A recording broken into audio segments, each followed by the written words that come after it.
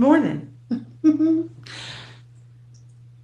I thought I'd go live since nobody's ever live on Friday, and maybe someone will come up with me and chat. I pinned it at the top. We have still in you. How you doing? PA Trapping and Outdoors. Howdy. Steve Ransom says good morning. Catfish Viking says hey everyone. I ain't even had a drink of pop yet this morning. Hey Catfish Dog, how you doing? Stephen Corley, Mississippi Live, howdy. I'm going to turn that off while I chug this pop. I might need to turn the volume off so you don't hear me go, Hey, Fishing with the Squirrel, how you doing?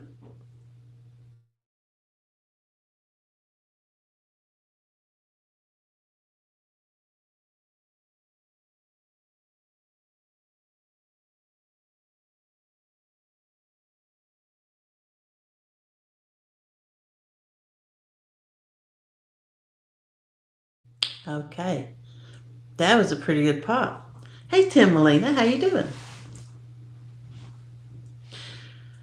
I ain't been up long. I thought, I'll go live, and then I set it for 6 o'clock. That come quick. Let's see.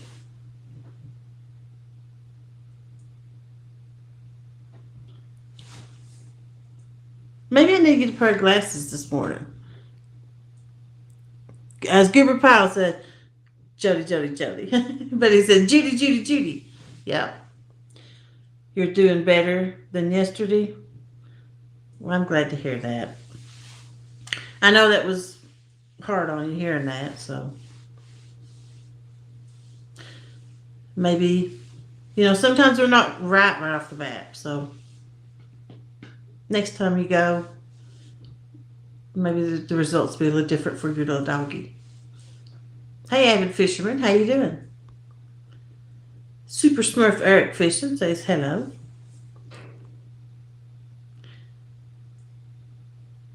I think I might go get a pair of glasses. I think I've seen a pair laying in there. I don't know if I can see out of them. What do you think? Because I can barely reach out. It never crossed my mind I won't be able to see good this morning.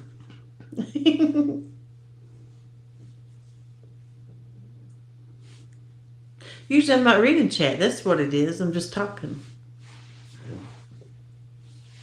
Hey, Jabberjaw, how you doing?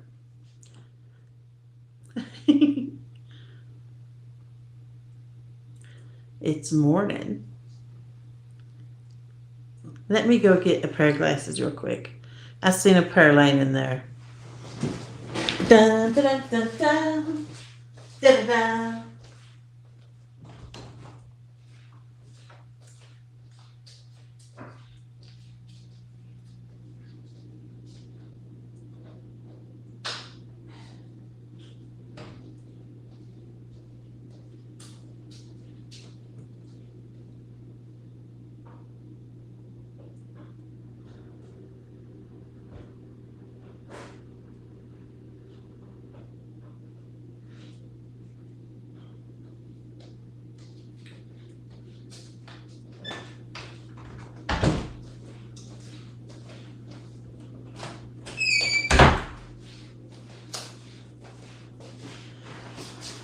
Okay, I even got some glass cleaners for the lenses. Gonna find out Monday if we can fight into prolong her life. Yeah. How old is she? I think she's that pretty old, isn't she? But still, you want her just as long as you can keep her. Added no Mississippi either. Still in you. Getting ready for work. Sorry if I don't respond, y'all, is what Steele said. He always says, everyone, please enjoy your day. Don't let nothing or no one steal your joy. Ladies and men. He always says that, and that's so positive and refreshing to hear. And that's true. Don't let no one or nothing, their negativity, ruin your day for you. Just let it roll off your back.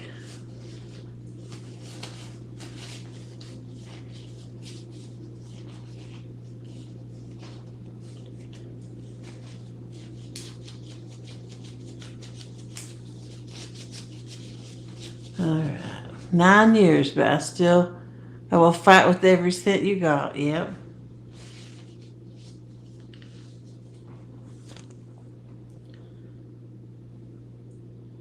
I can't see of these.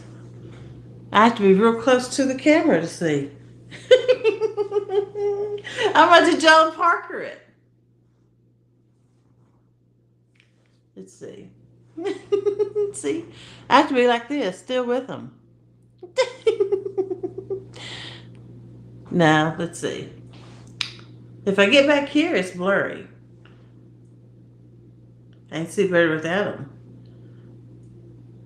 If I get up here, I don't have to work today? No. I don't work Fridays. And, let's see. They cut my hours back.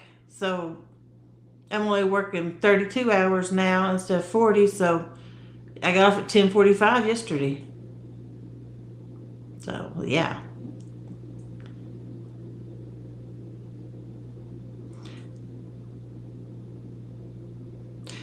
Today, I'm going to spend the day washing walls and cleaning house. My sister used to, she was in the military where her husband was. She was an army wife. And she did like daycare.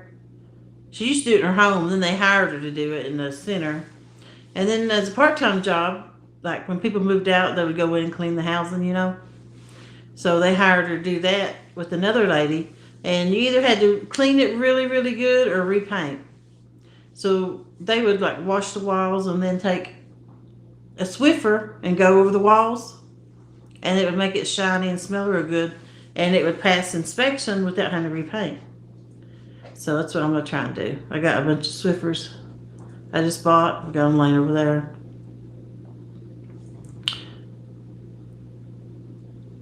Still in you because 32 hours is part-time. Watch out for THR tricks. What's that? Catfish dog. Okay, Jody. On 1v1, I'll go Team Jody first half and Team John second half.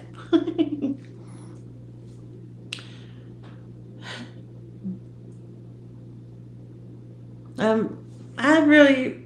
know I've got a job to the end of July because we got an audit the last week of July. After that, I don't know. I'll probably be laid off.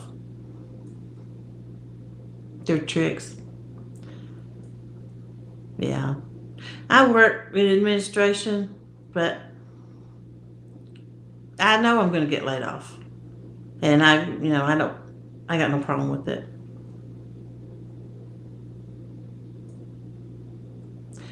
You know, I've had this sleeping problem for, 2 years, and they've worked with me the whole time with it, so if it's my time to go, then I got no problem with it. I am getting better, though. I go to the doctor back again in July. This time, maybe he'll do something to help me. When I went last month, he said, get more sleep and then come back in 60 days. It's like, if I could get more sleep, I wouldn't be... Well, that's part of the problem. I sleep too much during the day and can't sleep of a night. Or I just randomly fall asleep. Like...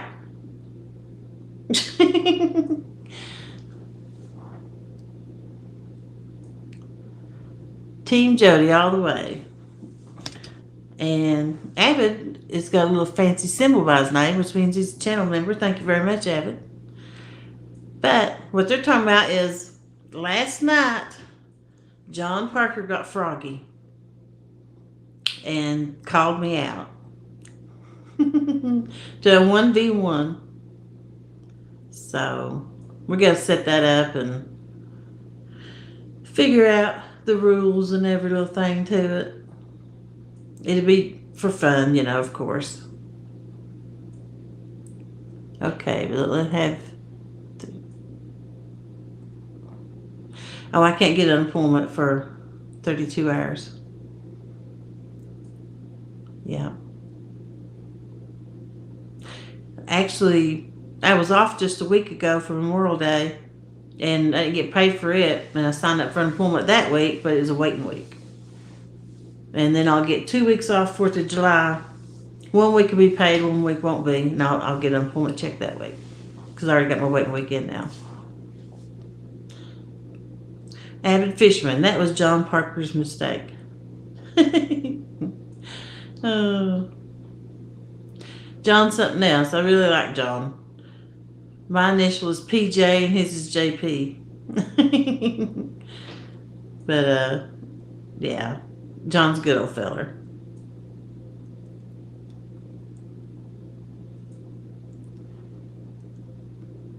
But I think he caught last night a eel.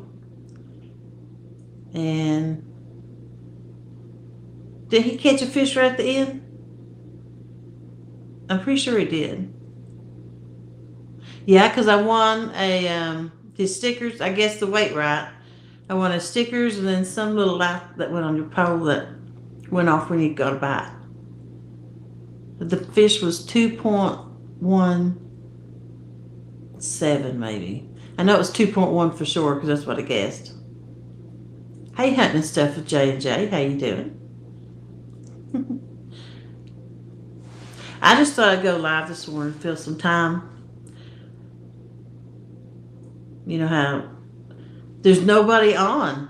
You get up and there's nothing on to watch.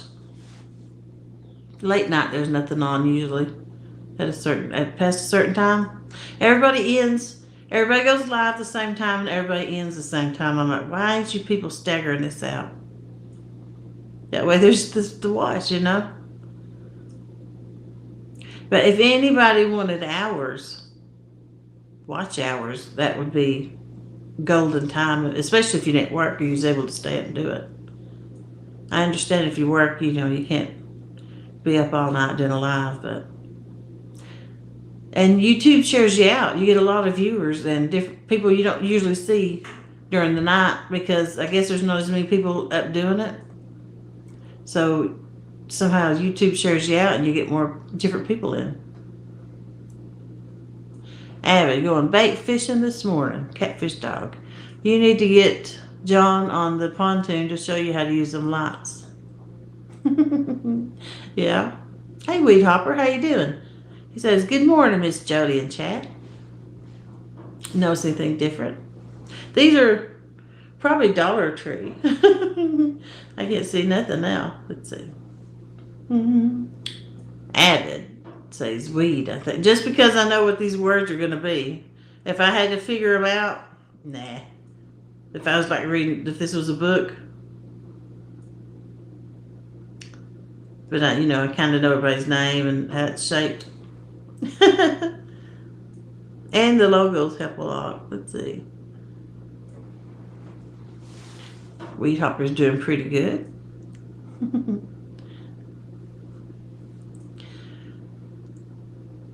I'm probably going to be, I've already started cutting back on some of my time fishing.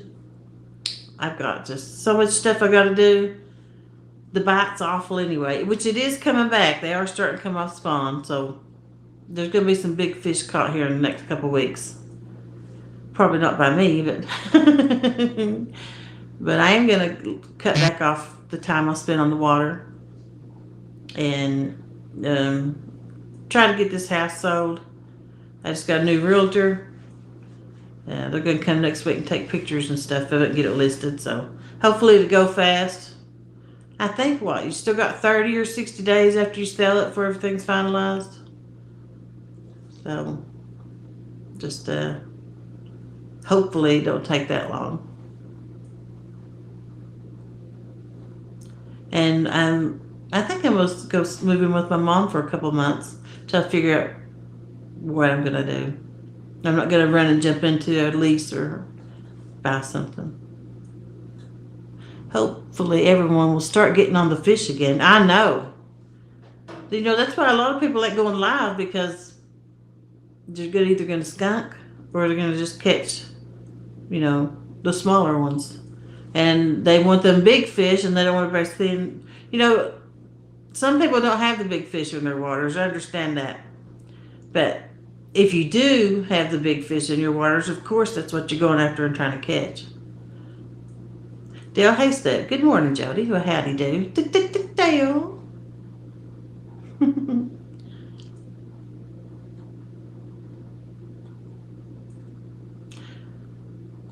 I can't believe Avid didn't come up. He's probably sitting in his Bigfoot cave with his big feet sticking up in the air, chewing on, I don't know, a coyote leg. Bristles and burrs all stuck in his hair and beard. Because he does have a family of squirrels that live in it. That me, no big fish kind of water, yep. Hey Ryan Borst, how you doing? He had a really good night last night. I don't know if y'all saw his live. But they had... I enjoyed watching it because they had such a good time. You know? They was like very emotional actually. They was really into it and excited, and when they lost the fish, it was like, how you... I'm censored on YouTube. They wasn't, and that was kind of nice to see how you really are. Because when you lose a big fish, it's not fun. It's heartbreaking, you know. But yeah, I really enjoyed watching it and hearing them. They kind of thought, you know, didn't like hearing the things they were saying. That was their boat and their life. And if I didn't like it, I would have turned it off, you know.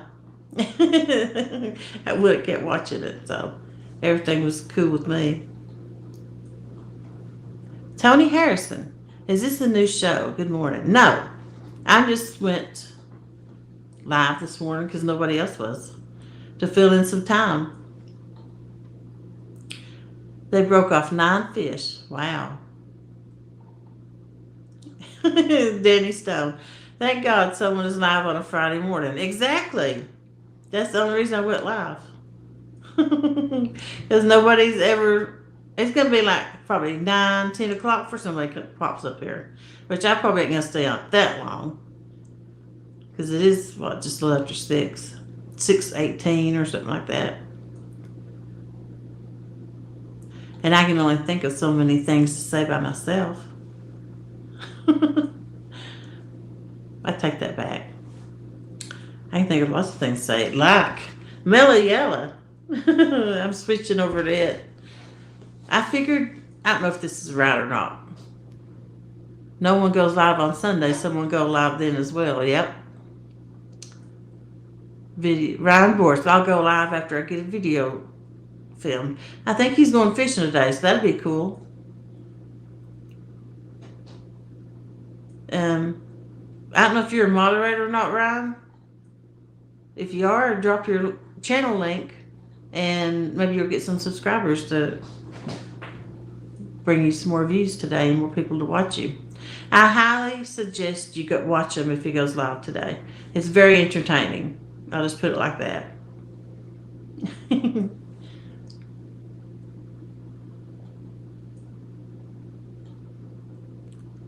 Ryan, is it blue? Can you drop his link, Avid?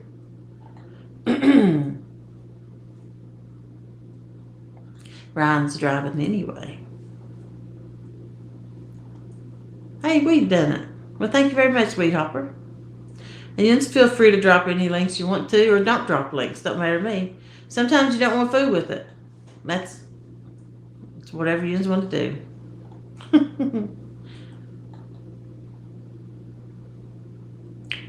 Thank you, Steele and Dale. Appreciate it.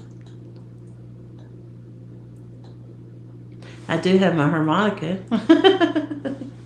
ready in case it gets... I have to have something to fill some time. You know, I'm not done really good this year fishing at all. I'm only on like 93 catfish for the year.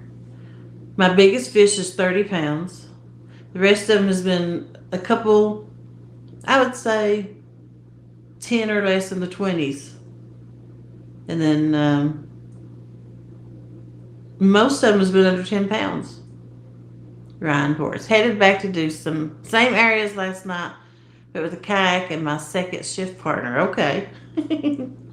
Weed Hopper plays the tune, Jody. The thing is, I can't play it. I'm just blowing on it. Maybe I need to watch some YouTube videos. No harmonica yet. I haven't had my coffee. That sounds like a challenge.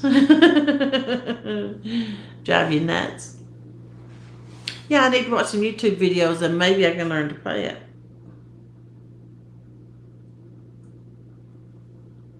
Hey, Dallas. Let's see.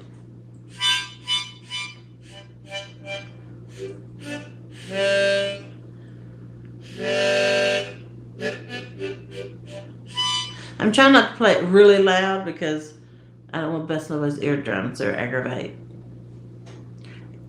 No coffee. I'm on my 10th monster. Oh, wow. There's no way. No way. Don't do it. That's what Danny said. Oh.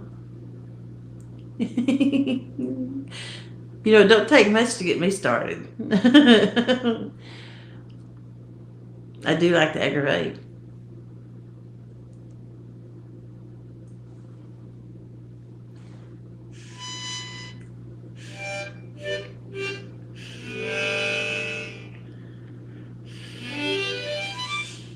Oops.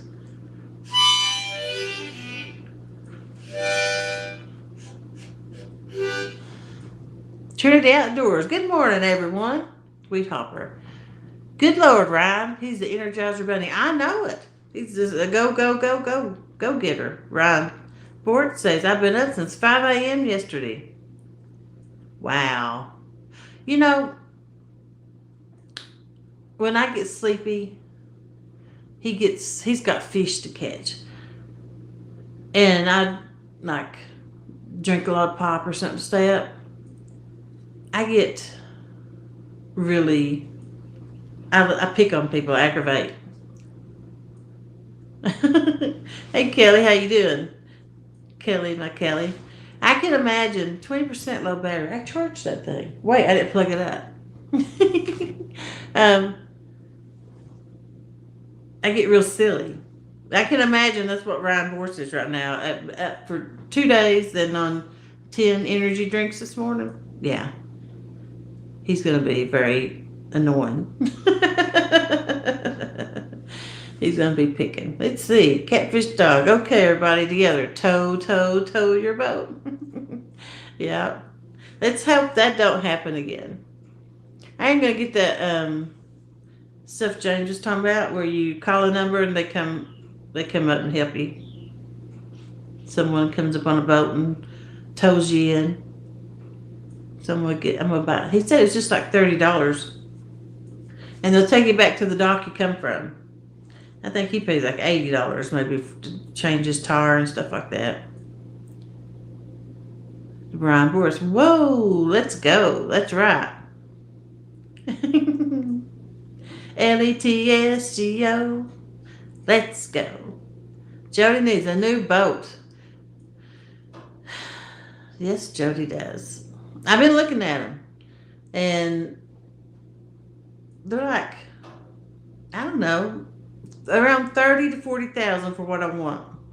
The thing is, I don't want all that. I don't want a decked out pontoon. Catfish dog, K&K tow service, yeah. Trinity's heading to work. They got a tournament tomorrow. Well, good luck in your tournament. I hope you do well. I just want, good lights on it. I want a double axle trailer, which is impossible to get. And I want a really nice couch on it because, I on the weekend, I stay out the whole weekend. So, of course, I want a place to sleep. And I want a nice driver's seat, a spot lock trolling motor, a live well, and that's about it. Of course, the sonar. But as far as all them little gadgets and well, I want a good bimini top, that's for sure. And that's it. I don't want like seating for 15 people because the first thing I'm gonna do is take that off. All them extra little chairs and tables and stuff. So I want a base, just a base, and then add a few things to it. But you can't build them like that. Weed hopper. I got a hide a bed in the garage for you, Jody. Yep.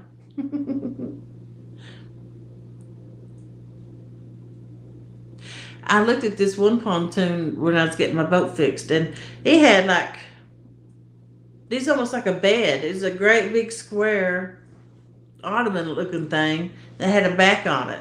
And I'm like, and it was right in the back, and you had room for your rods. I'm like, a girl could nap right there and be right there on the rods and everything. The motor is what cost you. Yep. Because I thought, if I want just a base, I just put new flooring on mine. But by the time I put 7,000 on a motor, at least up to 10, pay someone to do it, put on the new seat and stuff. I've got like 10, 12,000 more dollars in that boat, and it's a 2,000. It's not worth it. I got no resale value. And I'm like, so I'm not going to do that. I'm not going to put a new motor on it. Hey, Fishing Fever, how you doing?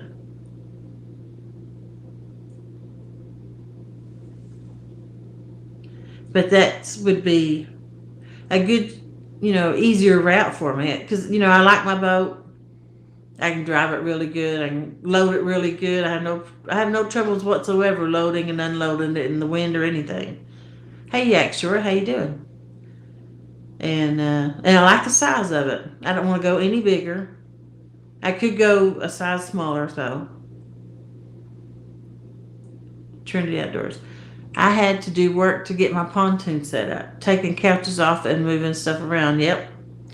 Mine, I didn't move the couch around or anything, but, me being a girl, and that's gender crap, but it's true. I'm not as mechanically inclined as you men because my last 30 years has been raising a family and stuff like that. So, woman stuff, except for cooking, I can beat you on that, most of you, but I never had to do all of that kind of stuff. So I'm learning as I've been going, but yeah, I don't have the strength and knowledge to move all the stuff around, the tools and stuff. I just ain't able to do all that, and I can't afford to pay somebody to do it, to do all that kind of stuff. But like the seats, yeah, I took them off and things like that. But as far as like if I want to move the console or even installing the fish finder, I have to have help. I don't have to have help. Someone has to do it for me. I wouldn't care to learn to watch some. A lot of times I try to watch people do it while they're doing it and learn how to do some stuff for myself. Because you do get out on the water and something happens and then you're screwed. You have to know a little of something. Luckily, I have a lot of good friends on YouTube and on Messenger, and when something happens, I go see who's active. And then, because, I'm up of the night. I try not to wake people up. Hey, Skipjack Cindy. But I try to see who's active, and then I'll send them a messenger, and then we'll do a video call, and they'll walk me through it, how to fix it while I'm out on the water. That's happened quite a bit. Like the gas line come unhooked from the motor one time, and I didn't know what to do. And they walked me through it. And it's just a flip, and you hook it back on, and you mash it back down. But it would take me a while to figure that out on my own. So, and that was actually That time was Dustin, Ed Evans, and Jeff Bill was fishing together. And I called, I think, I don't know if I called Ed or Dustin, but they helped me out. So, Wee Hopper says, hit them thumbs up, folks. Thank you.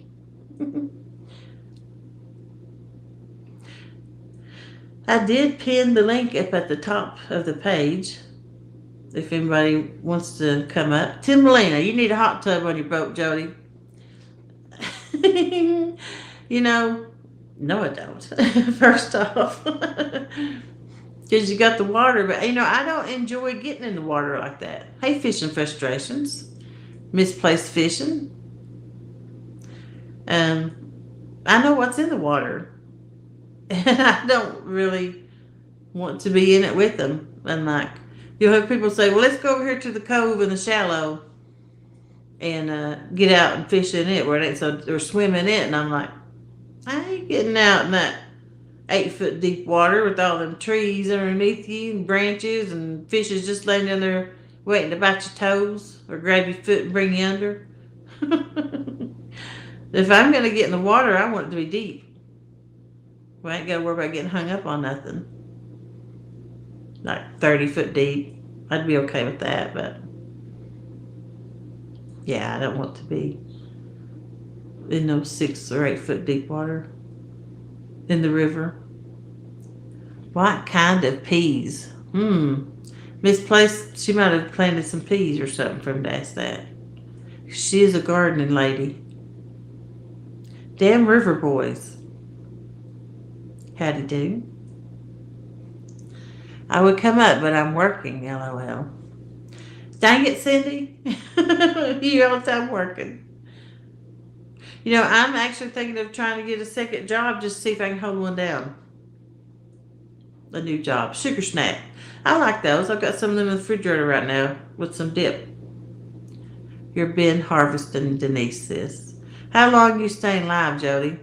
I don't know. Till I get bored.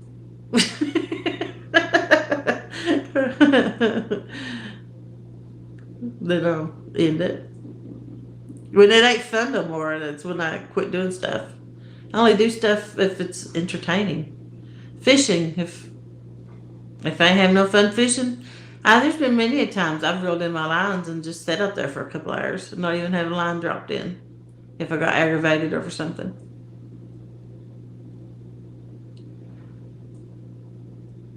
The lettuce is done until fall. Hey, Eric B., how you doing? Yeah. If you don't enjoy it, there's no need in doing it. I know there's some things in life you have to do. You have to suck it up and go on and do it, but fishing's not one of them.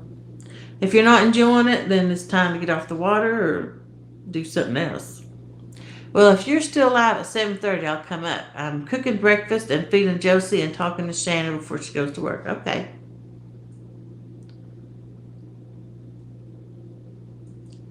Wasn't fishing yesterday. It was sunbathing. I started to try to get a tan the other day. And then I remembered last year when I thought I was going to try and get a tan.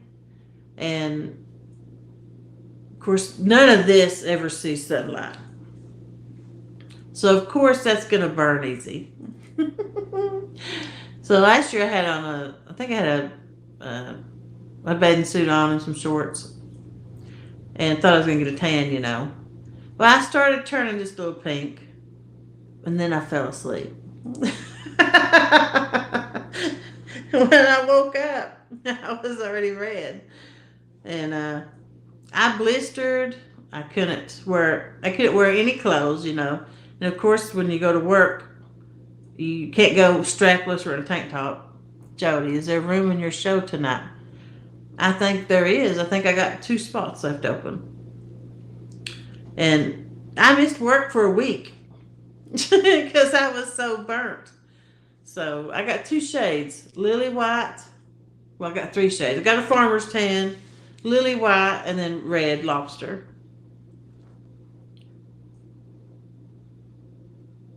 I'm ready for breakfast, but still 2 hours away. Wow. Damn river boys, vampires fish at night. That's true.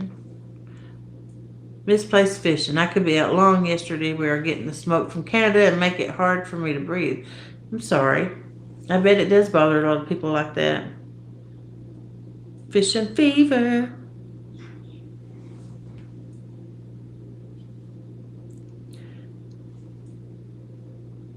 But yeah, I got my pool going up and I started walking in it. I remember your burn, Jody. It was real bad. It was. I had people sending me these memes of all these things that was red and burnt. Yeah, I actually was in pain from it. That's how bad the burn was. Hey, Martin, how you doing, buddy?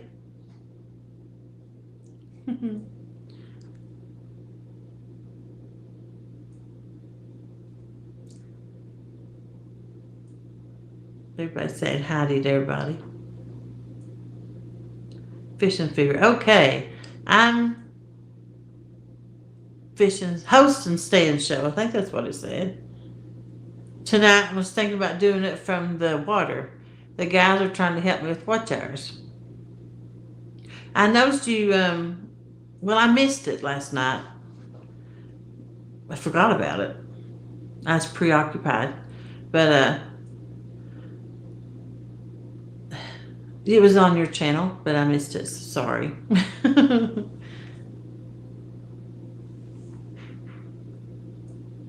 Catfish doggy.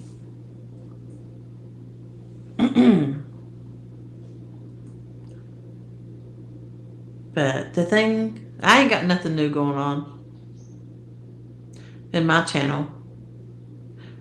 I'm just, like I said, I'm going to cut back on some of the time I spend on the water now till I get my personal life settled up, which is the house and moving and probably getting a new job. Curtis, my adopted son, good morning. You know what? If I sell my house, I don't have to have a job for a while. Good morning, Purdy Jody. So if I sell my house and I get laid off, I'm going to keep my layoff for the summer.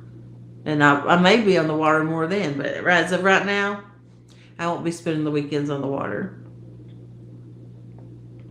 And tonight, we have, let's see, it's going to be, I'm fishing from the bank with somebody.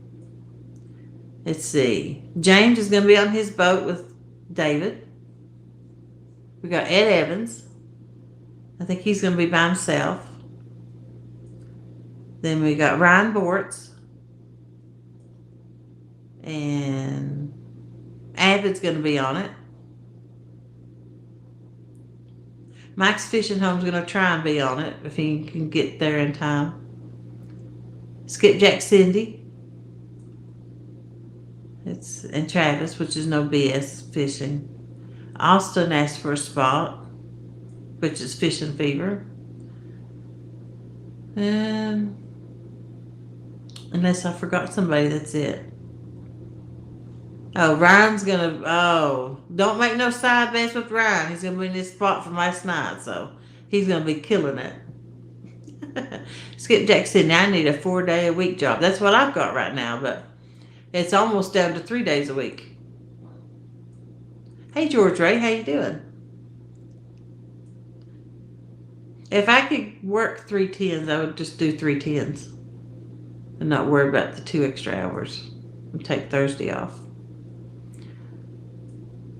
But I just can't I can't sleep good enough to do 10-hour days.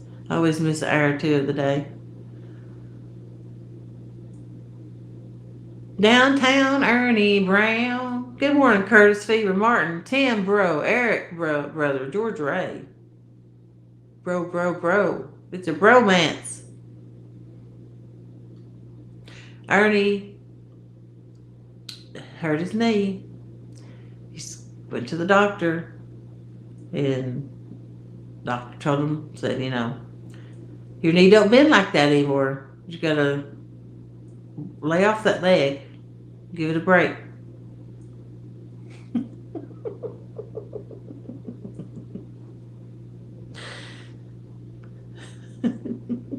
Ernie knows what I'm talking about. Oh, I need my channel to blow up so I can fish for a living. Exactly. Hey, Leon Life, how you doing? Everybody wants to fish for a living. I don't care what you say. If you could, we all love to fish. Hey, Tony Harrison, it's going to be a long night of fishing. Let's see, there's somebody popped up. Hey, Ryan. What is up? Oh, nothing much. Oh, I'm headed back to the river. Are you? Yep. Hmm. If we What do you find got? boat, Like I a bed got and breakfast? You got a hotel you rent that you don't sleep in? no. I'm just an hour from the ramp, Okay. Hey, Mr. Tully. so I jumped off the boat at 4:30 with Corey and them boys. Mm-hmm. Drove home, got my kayak, and I'm meeting one of my kayak buddies at the ramp. Okay. And I'm gonna fish all day and then do your show tonight, and then we're gonna go home and come back in the morning. Oh, wow. That's a long time. But if you're enjoying it, that's, Oh, I love it. yeah. it this is what I live for. Mm-hmm. That's like I was saying, every one of us, we love to fish. And if we could quit work and fish all the time and get paid for it, of course we want to do that. Yeah, I mean that's the goal with YouTube for all of us, ain't it? Well, when I started, it wasn't my goal. My goal was just to have fun and share some stuff, meet So some people. I started it because I was watching all the guys on the Tennessee River, all the big name guys, Dave and Justin Hmm. and all them guys, Chat Cats, and Yeah. they're down there and they're always spin drifting. And back then, that's about all anybody did, Yeah. and it always worked. And I was just starting out, and I was trying to imitate that here, and Hmm. just skunk after skunk after skunk. Yep. And come to find out, I was trying to fish in a thermocline lake and fish 30, 40 foot of water like they was, and fish can't Hmm. live there. Yep. And I was trying to use skipjack for bait because that's what they always used. And come to find Hmm. out, that's not a good bait here because they don't live here. Yep. So I was like, I can't be the only one doing this and it not working. So when I started figuring it out, I'm like, I'm going to put this on YouTube. Hmm. Then I started realizing people can do it for a living. And I'm like, Yeah. cool, I want to do that. Yeah. That's true. And then I give up on videos and just go fishing and quit for months at a time. Hmm. It is, if you do YouTube as a living, it's a job itself. Yeah, I mean, Because you do have to make videos. I enjoy the filming the videos and explaining what Hmm. I'm doing and all that part. I just hate sitting in front of a computer to edit the videos. That's me. I don't want to edit, and I just rather do lives and have fun. But if you want to make a living at it, you do have to put the work behind the scenes into it. Yep, you gotta have a happy mix of both for a channel to grow Hmm. right. Is what Yeah. everybody says. Hmm.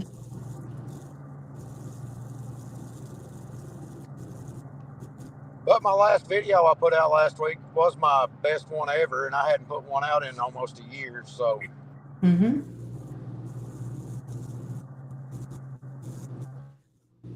Did I watch it? I don't remember. I'll go find it today if I I'm did learning. it. Damn River Boys. Editing is for people that skunk a lot. Yeah. None of my videos are really edited. My daughter helped me do two or three, and we just cut a few things out. But usually I would just turn the camera on and when I caught a big fish and video it and then post it, just one fish at a time. And that was because I try to keep my videos like 5 minutes.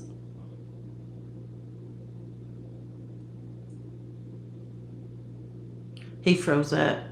And something else, I don't like spending 30 minutes on a video watching it.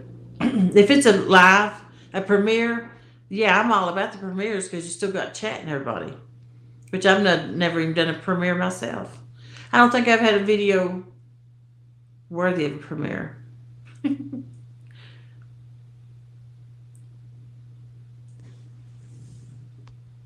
Avid DRB. I remember that for my next live. LOL. Oh, for people that skunk. I don't care if I skunk. I still had a good time out while I was fishing. Everybody wants to catch a fish though, and everybody wants to see you catch a fish, even though they say, "Oh, it don't matter if you catch one or not." Yeah, it matters. Everybody's there wanting you to catch a fish. If you didn't catch one, it's okay, but yeah, everybody, you went out to catch a fish. If not, you'd just be sitting in the house like I am talking.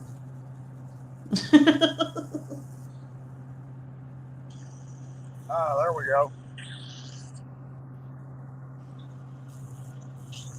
Tim Molina. See, that's a trick to get to a place where you can just send someone your raw video and they edit for you. There is people on YouTube that will do that for you. If the problem is because I was going to do it and just let them edit my video for me, I couldn't get the video to them. But Fishing for Yeah, Freedom's wife, she can do it for you if you you pretty need much some done. you probably only way to do that would be to put it on an SD card and take it to them or mail it to them. Yeah, you can't email it. You can't message it in a long thing, and I'm not that tech savvy when it comes to phones and stuff. So I didn't know how to put it in the cloud and do all that either. So I never could get her anything to edit because I never could get it to her.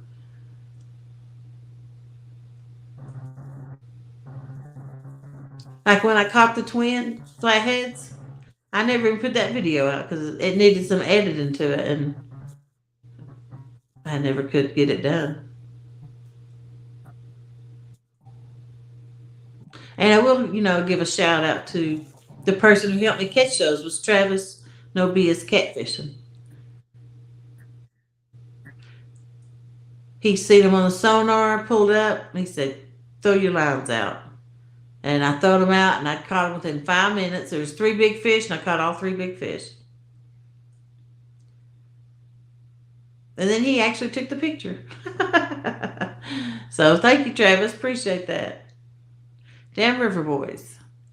A good skunk live stream is good sometimes. Lets everyone know they are not the only one. That's true. Catching fish is a bonus. Nah. That's the goal. To catch the fish. But a skunk will humble you. Oh, he dropped off. I was waiting for that to happen because he was froze up. So I figured he'd lost his service. He can come back up though if he wants to. Hey, Dave Bozarth, how you doing? Yeah, a skunk will humble you. And like, everybody's like, I can't believe you lost your own show. I'm fishing against all these people. You try to win the show each week. And see how hard it is. Hey, Tanya Hollis, how you doing? and it doesn't bother me. I've had fun regardless. And what fun would it be to watch the same person win every week? You know? Of course, I'm trying to win. Oh, I'll go ahead and tell you who I'm fishing with tonight. Shad Daddy. He's from Knoxville.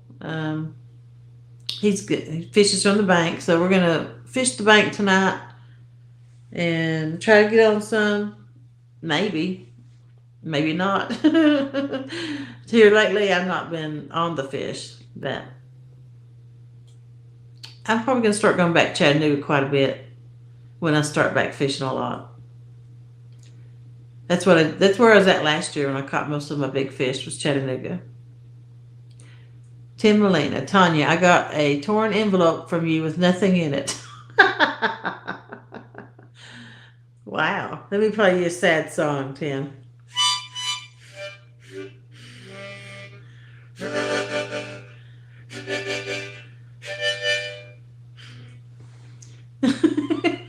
That was your sad song, Tim. Because, well, I do have I still got that violin later there. I could play you a violin. I got an old bass guitar that was my dad's laid in there too. I was gonna learn how to play it. I think I learned to do one doing doing. That's all I learned. I really don't have the rhythm in the music like that. Like I'm not a great dancer or anything like that. So whatever you sent never arrived. Did you win a prize during the drawings of the women's tourney? I got whooped in big time. Eric and Curtis laid it to me, and then Catfish Colin did too. I lost both of them, which is okay.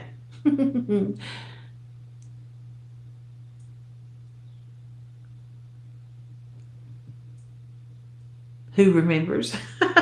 I'm sure it's written down somewhere. Hey, Greenwell Fishing, how you doing, Mr. Jody? Yeah. Tim, I'll look to see what you had. If I have something extra, I will send it to you.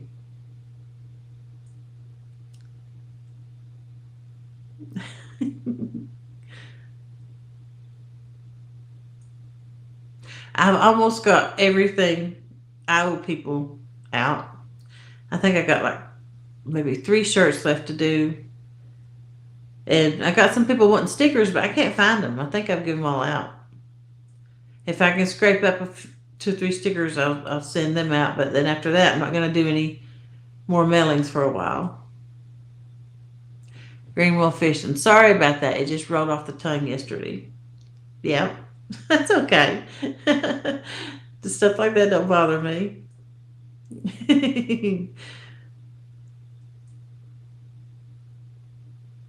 I started to do a giveaway the other day on my show, and I'm like, do I really want to have to tie down and go to the post office? It's hard for me to get to the post office because I live rural and they're open the same time I'm at work. And then usually the days I'm off, I was always on the water. Look at Danny. Hey, Danny. Morning. Morning. Hang on.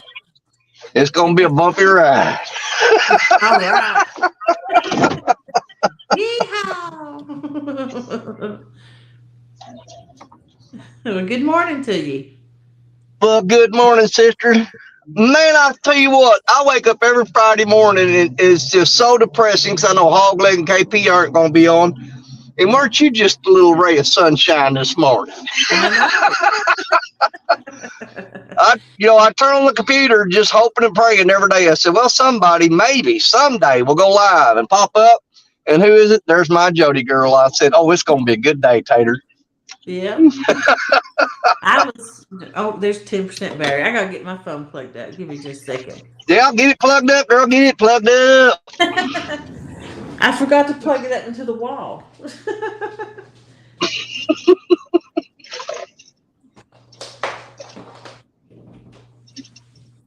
Let's make sure it's charging. Because once it hits 10%, it don't take long. No, it don't. And I generally don't like mine to get below 50 or 60 when I'm out on the river. Yeah. Because if you'll keep it charged up close to 100% with my battery packs, it'll stay at 100% all night long. But once you get below 50, it seems like it has to work really hard to charge up. Can you That's hear just me? maybe my fault. Yeah, loud and clear. It wasn't charging, and I'm like, what's wrong? I plugged up the wrong cable. I still ain't got plugged up to the wall. Let's see. If it's plugging up now. 9%. No. What did I do wrong? Lord, ain't no telling. Let me try a different plug-in.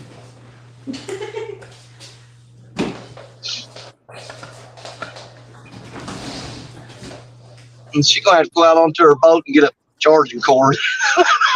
No. You would think that'd be the first thing I worried about. You think? Let me get a different cable. Maybe it's a bad one. Yeah, I don't know how many times I've been out on the river and get to talking or goofing off and forget to plug it phone in, and I look at it, be just like almost ready to shut down. I'm like, oh crap. Yeah. It's this cable don't work now. I've got it plugged up to an extension cord. I'll directly plug it up to the wall then.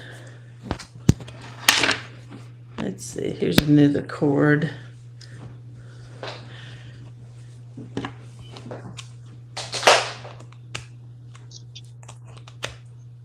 Yep, there's a bad cord.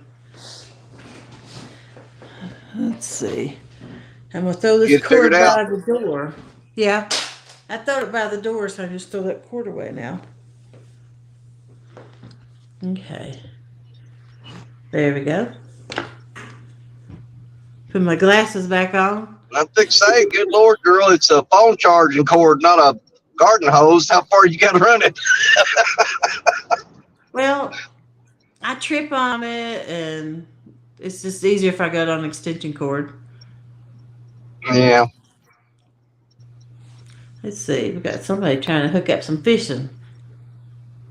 You always worry about the phone overheating. Someone's wondering if he's going to be fishing tomorrow night. Greenwell. I didn't break my phone yet. Yeah. Hey, Chad. How you doing? Yeah, that's the biggest problem I have when I go to Florida is that phone gets so freaking hot on that beach. I mean, and then you got to carry that big old giant umbrella with you, and that's just something else you got to tote down the beach because you got to go a long ways to get away from the swimmers, you know, because they'll cram around you and you can't. Man, me and this old man last year, we got up like at 3 o'clock in the morning. He's in the camper across the street from me. He said, "You want fish together in the morning?" I'm like, "Yeah." I said, "What time you want to go?" He said, "Man, I'm getting up heading down there at 3." I'm like, "Oh my God." He said, "If you don't get down there and get set up," he said, "the swimmers will come in and just run you off." And I'm like, "Yeah, well, they're going to do that anyway, you know, unless you travel long ways from the easiest spot to get to the beach, like off the boardwalk. Yeah. You don't want to fish there because when they start coming in there about 8:30, 9 o'clock, they're just going to swim right there and y'all tangled up in your lines and everything. I said, "Ain't worth it. Just go ahead and walk that 3/4 mile down the beach and get away from them." Yeah. But yeah, your phone gets so daggum hot down there and it keeps shutting down. I ain't never fished from the beach like that. I love it. It's one of my favorite things to do. Yeah. Usually I try to rent a house or a hotel on the bay, and I fish from, you know, the yard or something on the bay off a pier, off a dock usually. Well, I do a little pier fishing. I don't like the crowds on the pier. No. You know, you're looking there at 157 lines all going into the water, and yeah. It was like a bowl of spaghetti hanging off that pier. People all hanging their lines over the side. Yeah, and like you'll see all these lines tangled up under the pier with little bitty sharks hanging on them and stuff, and I'm like, oh yeah. It's not really worth it. We always put. Well, now I wouldn't say it ain't worth it because you can catch fish off the pier that you can't catch off the beach. Like I like to target the sheep's head, and sometimes you get a better shot at the Spanish mackerel. Definitely spade fish; those are good.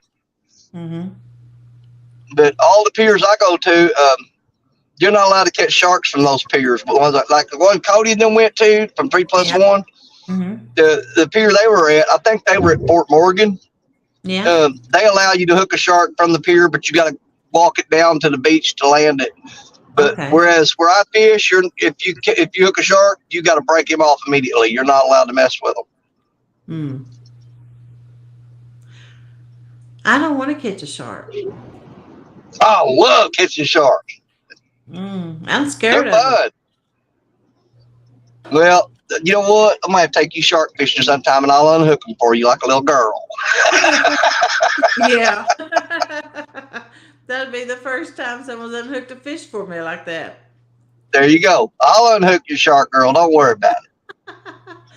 I could have used you the other day when I caught that turtle. Oh yeah, I was sitting there going, God, I wish I was there. I wish I was there right now. Although, I'm kind of glad I wasn't, because everybody thoroughly enjoyed you playing with that turtle. You don't want to mess with turtles, though. They'll take your finger off. They'll take a finger clean off. Yeah. The soft-shell turtle, it'll leave you a little V-shaped bite in your skin, but a snapping turtle, they're taking a chunk with them. Yeah. I think that's what I caught with a snapping turtle, wasn't it? It was a common snapping turtle. That was a common snapping turtle you had, because it's got the hard shell with the smooth back. Those are common. Now, if they've got those like bumps on them, like an alligator's back, that's an alligator snapping turtle. Okay. Yeah, if it's a smooth back on his shell, it's a common snapping turtle. Hello, Anyfin. Oh, it's going to be a long day and even longer night. I got about 4.5 hours sleep last night. I got to work all day today, get home, get everything repacked, head to the river and fish all night tonight. Yeah. I mean, I probably got a couple hours I could take a nap, but I don't want to risk fall asleep and wake up and going, oh, crap. Yeah. Now, you're not doing my show tonight. You're saving that and doing Brian's, right? Yeah. It crossed my mind. I thought, you know what? I could do Jody's and then be ready to jump on Brian B's. Here's the thing I'm worried about. Most of the spots I go to, I'll go to a hole in the river or spot. There's a set number of fish in there that are going to bite. Okay, the aggressive fish. Now, if I catch them all up on your show, then I'm screwed on Brian B's challenge. I'm like, well, I done caught them all. That is true. I mean, you only got so many fish from the bank. Right. Yeah, because it's just too hard to move, especially at night. And it's dangerous. Where I'm at, you're on them big old rocks, and you're trying to carry up all that gear, and you got 2 armloads of stuff every trip that you go, and you're climbing over slippery rocks in the dark. No, thank you. When I get to a spot and it's dark, I stay there. Yeah. And he ain't about no broke leg. I'm clumsy anyway, and then you can't see where you're stepping. No. Yeah. Yeah, it don't take but a minute to get hurt. Yeah. I got my lights charging right now. I'm fishing from the bank tonight. Yeah. Oh, I heard. Even if I'm not on the show, I'll definitely be watching. It should be fun. I've skipjaced with them before, but I've never catfished with them before. Who's that? Shad Daddy. Oh, really? Mm-hmm. Yeah. How late are we running this morning? We are about 5 minutes late. We got to make up some time here shortly. I'm going to have to fish with Sampy, too, and teach him how to StreamYard. So I need to make an appointment with him. Did you say Sampy? Yeah. He's been wanting to come up fish with us, too. Yeah. Danny, buy collapsible wagons, what Avid said. The thing is, you can't pull them across rocks or sand. Them wagons sometimes a lot of work. I've got 2 different wagons. I've got the little 4-wheel collapsible one.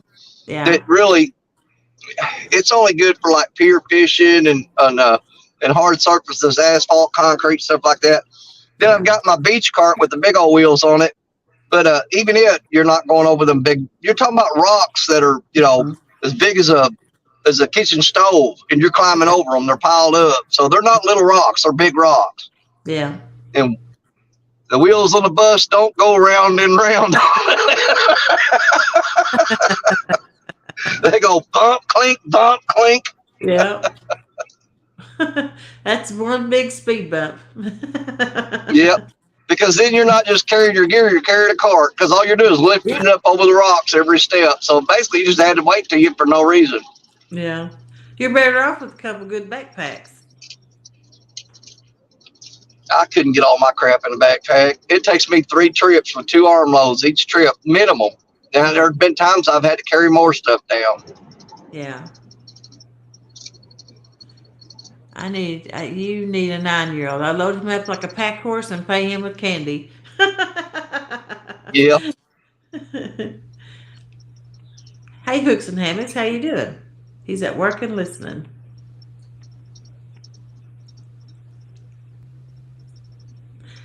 Yeah, John Parker. Yeah, we're going to try to fish it.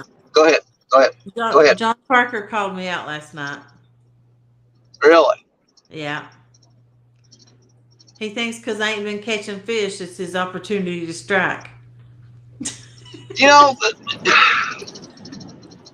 there's a lot of people like that.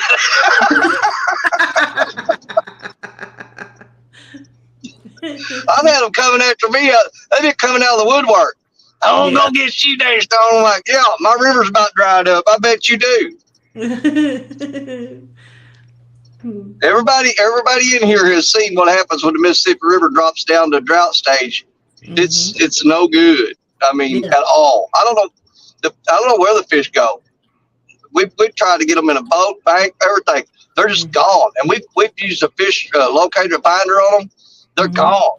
When that water gets low, I don't know if they swim, 100 miles downstream and find a deep hole or what, but they are gone. Yeah. John Parker got cocky after he caught that cat. Yep. Oh. I love John Parker. He's having one of his better years, though. He's caught a few fish this year already. I'm happy for him catching fish. Last year he would fish his tail off and not catch anything. And I'm like, it's his waters is what it was and everything, And I'm so happy Dead skunk. catching them. God. John Parker's too funny. He has to wait until the anglers that catch him before he calls them out. We're on spawn, and my problem is I'm still trying to catch a big fish, where I should have been just trying to catch small ones to fill time, but that's not me. I'm always going to try and catch a big fish. He's one of my favorites. He cracks me up. I always watch him on the big screen. Yeah, John puts on a good show. I like it when Dana gets after him. If he can make Dana mad, it's a good show. Oh.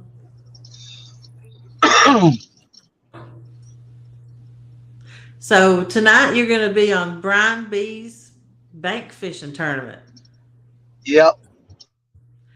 I'm hoping Jerry Parker's supposed to be there. Uh-oh. He's got bad service. Speaking of Brian B, what the devil's going on in here?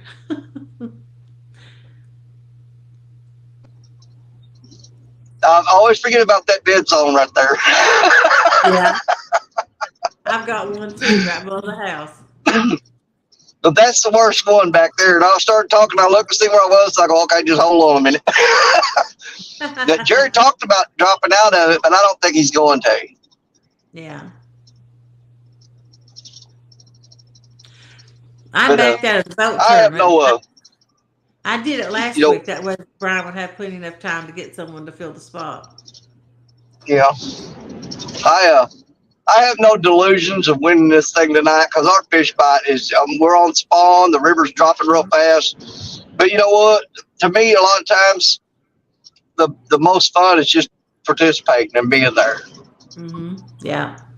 I mean, you can watch it and have a great time watching it, but to be a part of it is always so much better, in my opinion.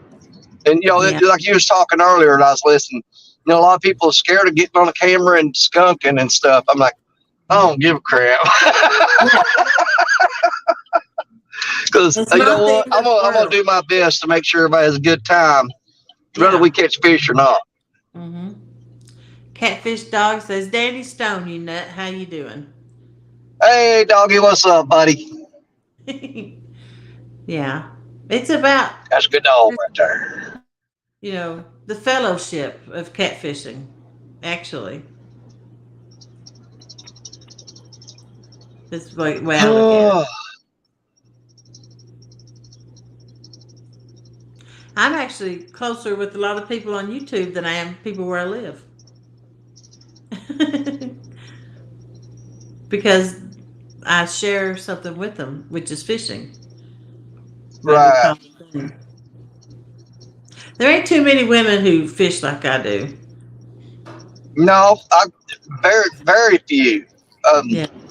Right now I can't think of any. Hey, Captain Off the Morgan. top of my head, I got nothing. Yeah. Well, see, I don't have anything holding me back right now. My kids is grown and everything. I ain't got no Yeah. grandkids. I don't have any animals, so I can just run and jump and do whatever I want. Well, the thing I'm thinking about is you're one of the few women I know that load and unload your own boat. Yeah, you got to get towed in every now and then. So what? But other than that, you do it all yourself. Yeah. uh, You know what? I don't wish it upon you. I don't. I don't wish it upon you. But every now and then, when you have mechanical difficulties, I rather enjoy it because I know you're going to call James, and I just love hearing his reactions when he shows up. That is so much fun. yeah.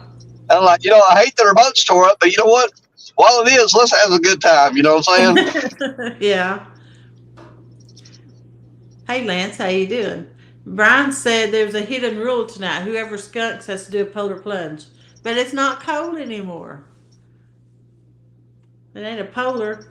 I ain't jumping. Hey, I don't care how shallow it is. I ain't jumping the Mississippi River. That curve's fast, and this bad boy don't float.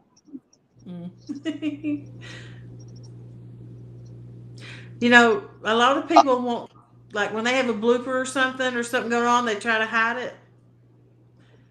That's what makes your show Nope. good. Share it with That's the a yeah people. big Yeah. big mistake. Keep it on there. I mean, Yeah.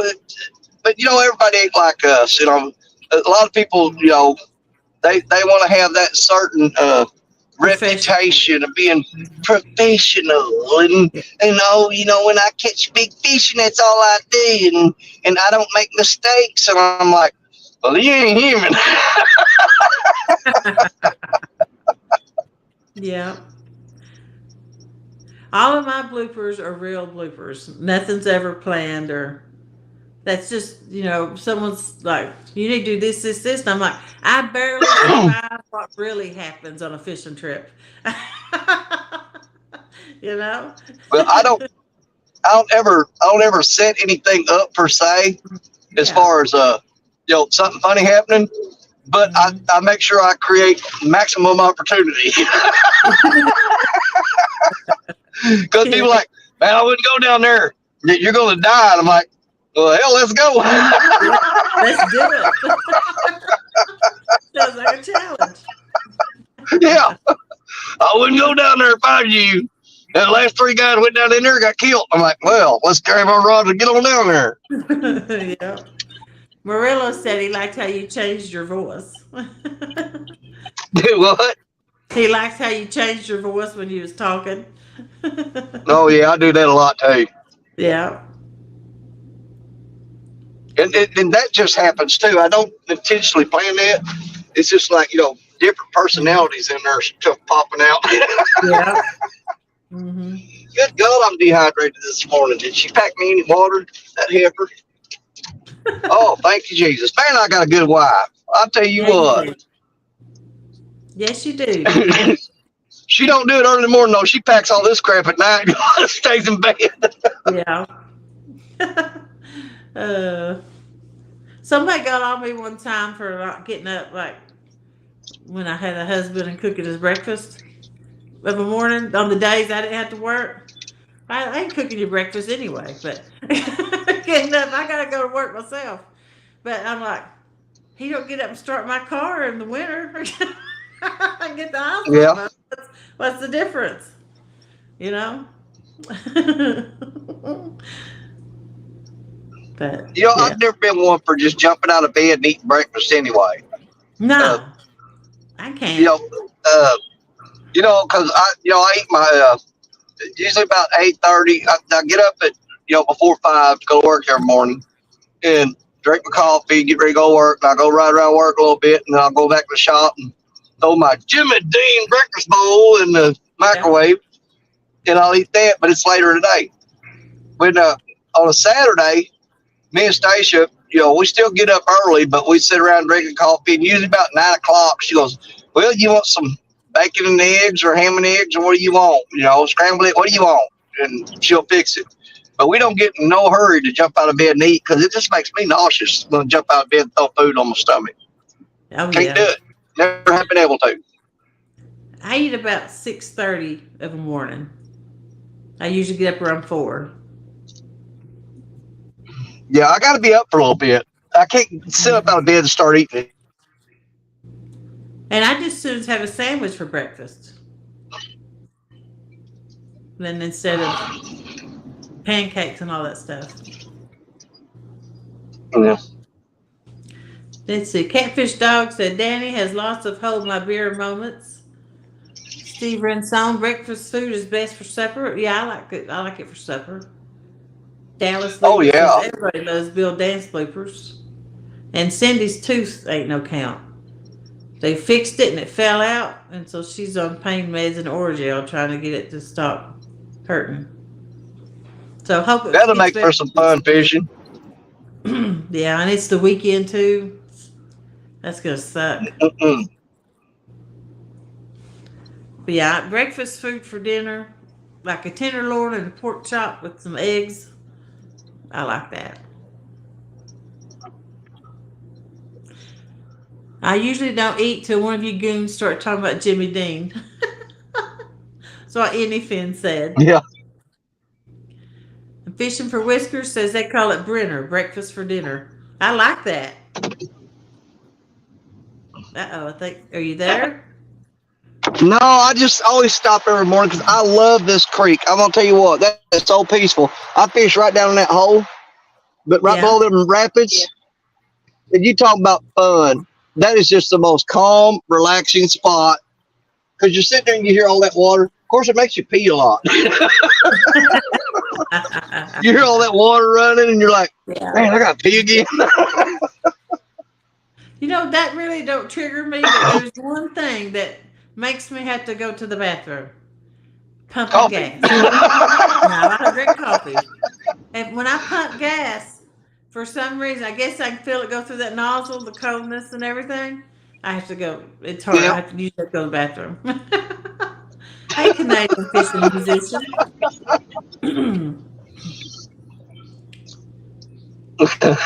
Morning, Now I everybody. know the secret weapon. Yeah. I'll start carrying gas and all the way when I'm fishing. If I'm ever fishing in a tournament against you, I'm going to hold it up and go, Jody, look. It's a gas nozzle. Don't you got to go pee? I'll go for hours on the boat and never go. Like I may go 7 hours, have somebody on the boat and never go. And I'll go back home before I go, or stop at a gas station on my way home. And when Mike Sampson got on the boat with me, I had to go like 3 times, and I'm like, so I make him go to the front of the boat and I make him sing a song. And then when I went fishing with Captain Morgan, it ain't never worked out. Every time I fished with him, it's always been a disaster. That's when I had to use the fire ring.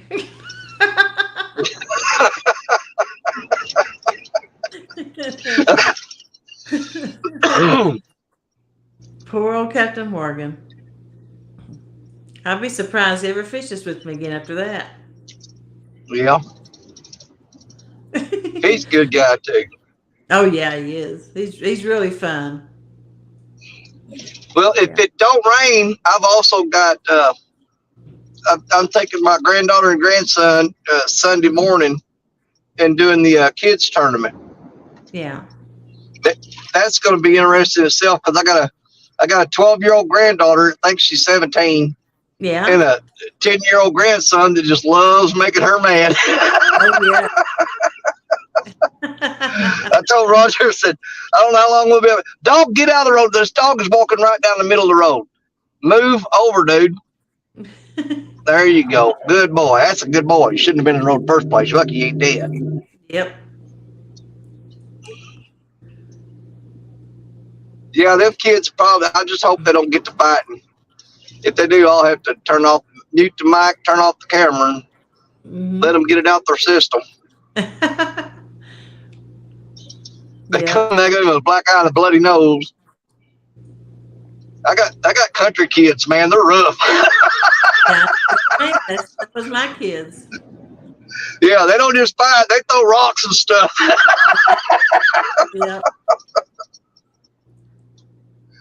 Not at other people, just each other. And I ain't never figured that out. I said, if you two ever teamed up, there ain't nobody can stop you, but you're too busy beating the crap out of each other. Yeah. I used to be able to sling a rock pretty good. I played softball, and that I ain't never been able to throw. yeah, I could I nail ain't you got really good. the shoulders for Let's see. Murillo family fishing. Danny, that is why I mute the microphone so often when I am on stand day. Kids need their moments, and sometimes they need their discipline as well. it. Yeah. Well, I ain't never whooped these kids or their grandkids because I don't care if they're spoiled because I can just send them home. Yeah. Lisa I'll tell them, Elliott. do whatever you want. You ain't my problem. Yeah. Says Dan River Boys, you made my week watching Mason laugh and catch fish was the best stream I've seen in a long time. Oh, And God, yeah. That was, man, that was a good show. That was a it real good was. show. I put it on the Whisker page for us. Yep. I said, I don't know what award this needs to go for, but it needs nominated for something. Well, Mason giggling and laughing and having a good time. To me, that's what it's all about right there. Because, Yep. man, you could tell there ain't nobody would come in there and a kid's sitting there, and well, how long are we gonna be here? When are we going home? And I sympathize with them. But some kids, they're just not into that sitting and waiting for a long time. But Yeah. dude, he was having the time of his life, and it showed. And that's what made that show right there. I mean, the fish he got his PB twice, which is awesome because at the first time every fish he caught was was the new thing for him. Yep. But to hear him laughing and giggling and having the good time, that's what did it for me. I'm like, Yeah. man, this kid's got it going on. Mm-hmm. He's definitely going to be a contender. Yeah. It was just a nice, chill, enjoyable stream. Mm. Brought back And memories, when my kids was little. yeah, Now they won't man, I fish. got so many, I got so many daggone hooks laying in the console. I almost stick them in my elbow every morning. I said, I need to pick all these up out of here. If I cut a hook off and I'm changing hooks, I just throw it in the console, and then Mm-hmm. my arm's right under on it. Fish hook, like all crap. Yeah. Mm-hmm. Usually, if I cut a fish, or a hook, I don't reuse it. I didn't learn how to sharpen a hook. I've never done that. Oh, I do, but I switch up if I'm fishing a smaller creek or something, naturally I'm gonna downsize my hooks because Yeah. most of mine, you're not gonna find anything smaller than an 8/0 or not, excuse me, a 9/0 when I'm fishing the Mississippi River. I won't Mhm. generally go any smaller than that. But if I fish some of these smaller creeks, I'll drop down to an 8 or even a 5 at times, but not very often. And if I get there and I got all the rods rigged up for the river and I go, crap, I got to change all these hooks, I'll just cut it off at the leader up there at the swivel and I'll throw them on the console. And then later on, I can just pick them out of here and tie them back on. Yeah. Hello, Lynn from Catfish Figured Outdoors. Good morning.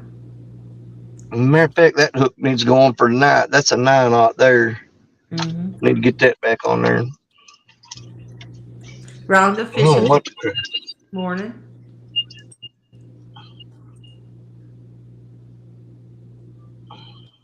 I need some line. I need to get some fishing line. Oh, me too. I went to respool some rods last night, and there's a couple of them I had to actually splice them. I hate doing that. I tied a uni knot and tied two lines together and respooled them Yeah. because I had a bunch of spools that just had maybe it would be enough to fill up the reel halfway. Mm-hmm. And I'd have another one halfway. I'm like, crap, I hate doing this, but I'll splice them. Yeah. I lost a big shark year before last like that because I had a splice in the line, and Mm. that's a weak point in your line. What I usually do is I've got different size reels, and I'll Yeah, if I'm needing, I'll take off a bigger reel and roll onto the smaller reel and reuse that line on it, and then that's what respool I the. do. Because you know what? And I've always thought of it like this: the line on the outside of that bigger reel or whatever, it's been used and been abrasive. But when you reel it up, it's on the bottom of the little one. Yeah. Mm-hmm. You just hope you don't get a fish on there big enough to work his way down to that. Because you're like, was there a nick in there that I missed or something? I Yeah. don't know. Yeah. But when I spool them up, I keep my thumb on the line and feel it while I'm reeling up. And if I feel Yeah. any kind of a nick or cut or something, I'm like, crap, I'll pull it all off there, cut that off, and start again. Yep. I'll still fish with you if you don't go to a buffet or bring a porta potty on the Captain Morgan.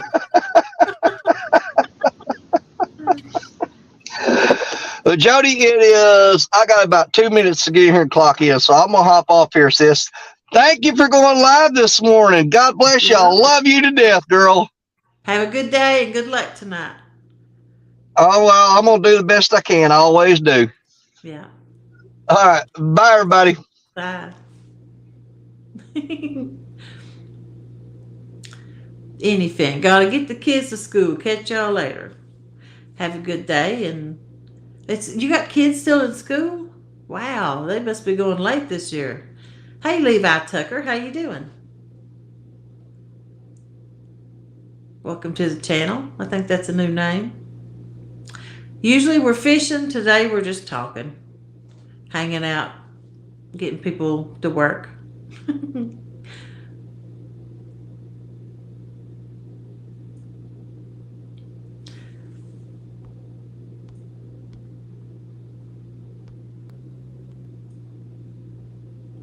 Now I'm at a loss of something to say. Danny jumping off throwed me. So I'm going to play a song. That's the extent of what I can play. So no requests. And I can't sing. Hey, Hooks and Hammock. I'm sure Levi is with a name like that, Levi Tucker, has to be a cat fisherman. I would say. But that's what all of us people do. All these people you see chatting, most of us are all cat fishermen. And a lot of us have shows we do. I have one tonight at 9 p.m. Eastern. And there'll be several people that like doing live fishing if you want to come back and watch it tonight.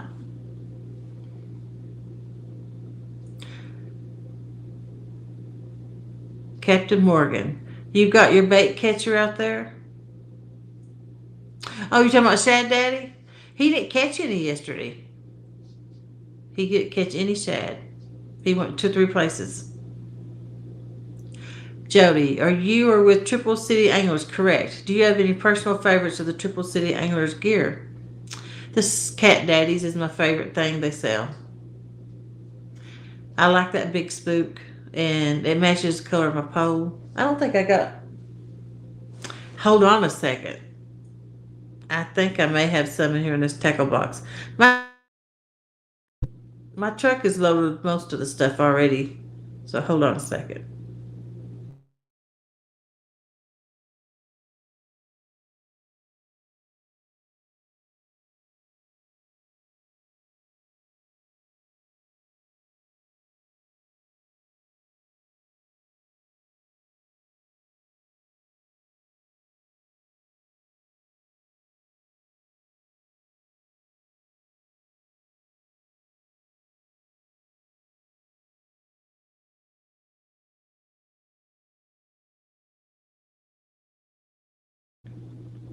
No, I didn't got everything in the truck. Except I did bring in the skipjack thing. I don't know if I got a spook in it or not. I'm gonna tie some jigs.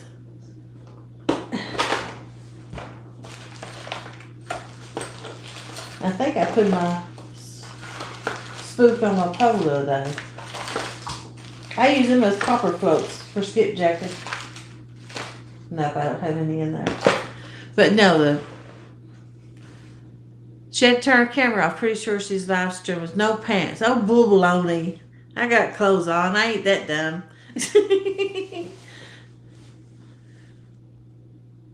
Going to work now, but the pontoon is loaded. You're a pontoon fisherman too? Woohoo! Last barrel is at 1. Gonna be on Kentucky Lake by 5:30. Thanks for all the welcomes. So, you fish off a pontoon. Me too. That's my name, Pontoon Jody. So, interesting. Good luck today. Hope you catch one or several.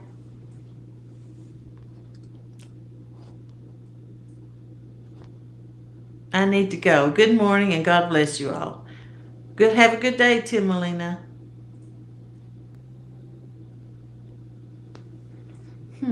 I could slip my shoes on when we go out to the truck. Where is my shoes? I parked in the gravel, so I have to have shoes on. Sometimes I park right in front of the door. Nah, I better not. I think I'll lose service right there. No, all my gear's out in the truck, though. I already got it loaded, ready to go tonight.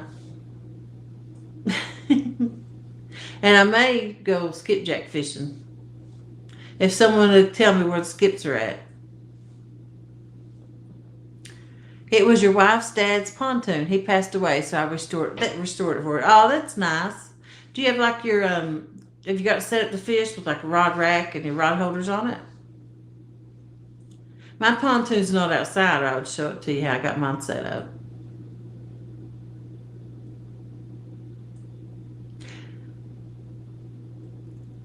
I'll always probably have a pontoon. It's like you're fishing from your living room. You got a couch on it and everything else. Big flat surface. You ain't got to worry about falling or anything. And yeah, I wouldn't take nothing for my pontoon. Skips are in the water. That's right. Hooks and hammocks. Brian B. Catfishing. Next weekend, the Triple City Rod will be online for pre-sale. Don't miss out. They will sell fast. I've been seeing Has fishing with it. That's a sharp-looking rod. They're yellow and black. Yep. They look really nice. I do have a code. We all have a code for, like Brian B is Brian 10, I assume. Mine's Jody 10. Saves you 10% off at triplecityanglers.com. He has rods and reels and swag, which is clothing and hats, and hooks. He's got some swivels. He's got the spooks. He's got chunky floats, rigs and stuff. So he's got a lot of cool stuff on there if anyone wants to check out the website. And then also Minotaur hooks. They send me stuff, so I always shout them out too. And then I have Thompson's Outdoors. They hooked me up with some skipjack gear and stuff. And they help me out on bait. And Brandon Masters bait. He helps me out a lot. And then No BS Catfishing has bait, him and Cindy.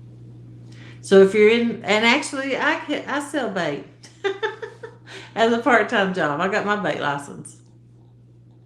So if you're in the Tennessee area, right there's 3 people you can call for bait. Usually we all sell skipjack. I don't think none of us sell shad. Well, Thompson's Outdoors does, if you need some shad. He usually has frozen. If you're wanting live shad and you're in the Watts Bar area or you come to Fort Loudon to fish, Big Fish Outfitters, they sell live shad.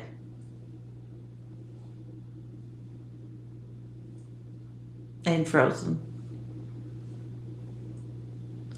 Riding around with Cousin Austin listening, yep.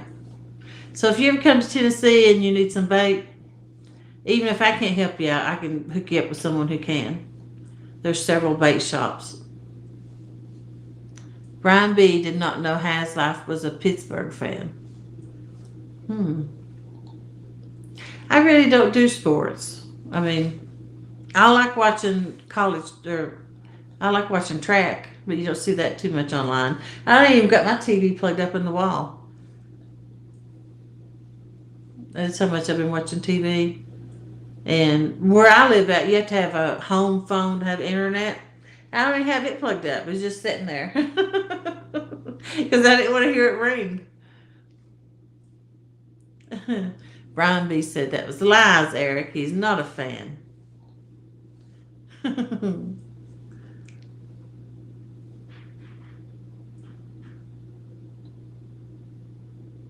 It's a beautiful day. I'll probably go to the creek and try to catch some bluegill also today. Maybe some, I call them red eyes. I don't know what they are. There's some kind of a little bass and their eyes is red. So I just call them red eyes. They're in the creek though. They're not smallmouth or largemouth either. Someone said maybe there's rock bass, but I thought rock bass was big fish. They're about the size of a big bluegill.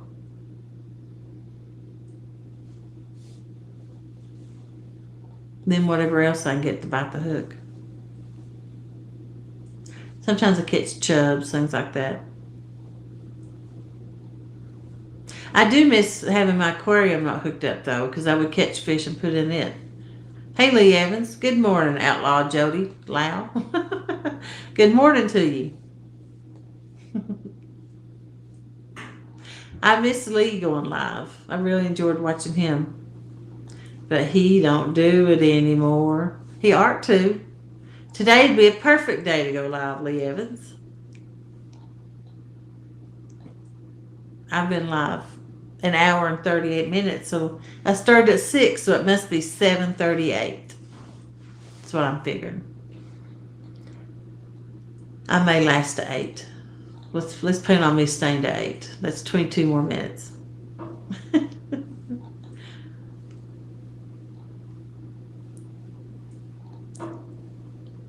That'll give someone time to go live and go fishing. I got so much stuff to do. I want to go to the creek. I want to go skipjacking. I got to today though because hey Kim Burse, how you doing? Jody catching bass in her house. Yeah, that was fun. Fishing out of the aquarium. Captain Morgan, I might go to the dam. I'll contact you. Okay.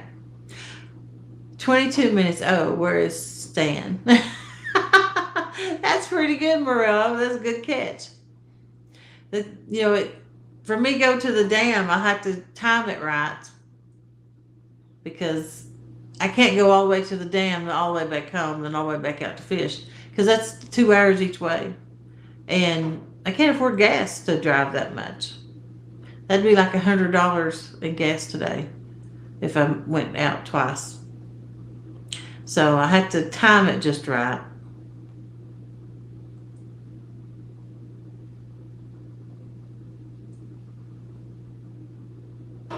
I could take the car though, which is a lot cheaper on gas.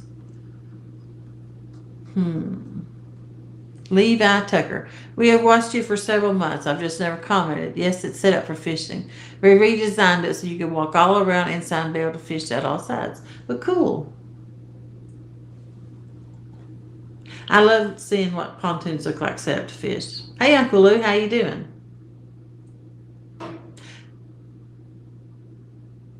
You said you've never commented.